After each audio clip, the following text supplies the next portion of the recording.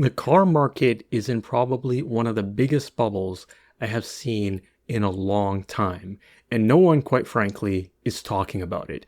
A lot of this has to do with the fact that the automakers are desperately trying a bunch of gimmicks to prevent this bubble from popping.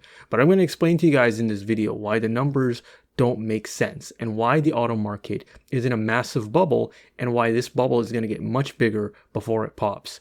Hey guys, welcome back to the channel. Appreciate you guys tuning in and listening as always. Now, here's the thing. Like with all bubbles, the central underlying problem is one of prices and valuation. Simply put, cars are priced too expensive. Now, when I say that, I'm not referring to every car that sells and gets purchased by a consumer. I'm talking about the actual sticker price or the MSRP these automakers are setting from their end. These prices are completely out of whack and are the single biggest reason cars are piling up on lots. In fact, a recent report from Cox Automotive shows that the average day supply of cars is at about 82 days. But the thing is, if you look closer at this graph, you see that the major sellers are at the 100-day range. Ford, for example, is at 101 days of supply. Jeep is at 108, Ram 114. And here's the thing, all of these brands have been doing aggressive, and I mean super aggressive discounts. Zero down, 0%, zero payment for, the first who knows how many months, that sort of stuff. So their day supply is at these sky high numbers with these aggressive discounts. Imagine how much worse it would be without them. And here's the kicker, all these automakers are losing additional money because of tariffs. So normally when you're getting tariffed, you need to raise prices to avoid taking a loss. But you also have to keep in mind you might lose sales if you raise prices. Well, not only are the automakers taking the tariff loss, they are also adding additional price cuts to sustain their sales in terms of their losses as well.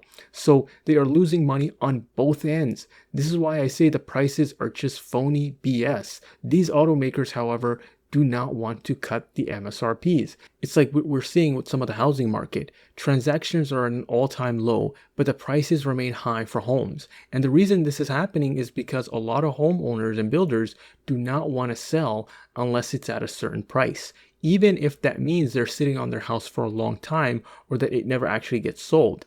Well, the automakers have the same mindset. Even if they see these cars are just piling up on lots, sales are sluggish, and most of the sales need massive discounts to happen anyway, they're still hanging on to these ridiculous prices. But here's the biggest reason they're all wrong for thinking that. It's the consumer. The data on the consumer is pretty bad. Auto defaults are at all-time highs. Car repossessions are at all-time highs. So even with these sluggish sales numbers, and all the incentives that the automakers are giving, they still can't sell these cars. And keep in mind, the delinquency numbers, as bad as they are much worse because a lot of banks are willing to work with consumers who are behind on payments on their cars. A lot of banks do not want to be asked by regulators why a bunch of people they approved car loans for now are having their cars repossessed. Because let's be honest, the government doesn't want this fragile economy to falter, and a bunch of people having their cars repossessed and no longer being able to commute to work will probably trigger a recession. The auto market, just like the general economy, is a house of cards. It's an illusion. It's just a collection of bubbles that are being maintained through artificial means. I mean, think about this. Do 84-month loan terms for cars make any sense?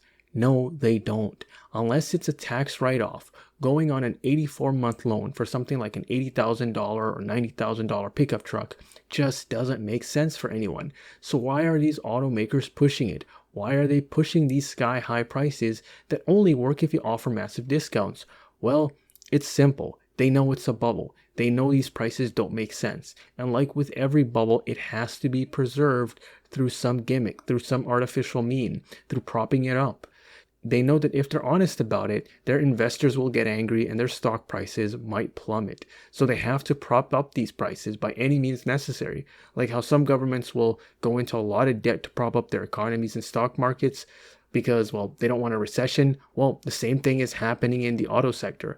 All this is just the automakers trying to prop up prices their consumers can't afford.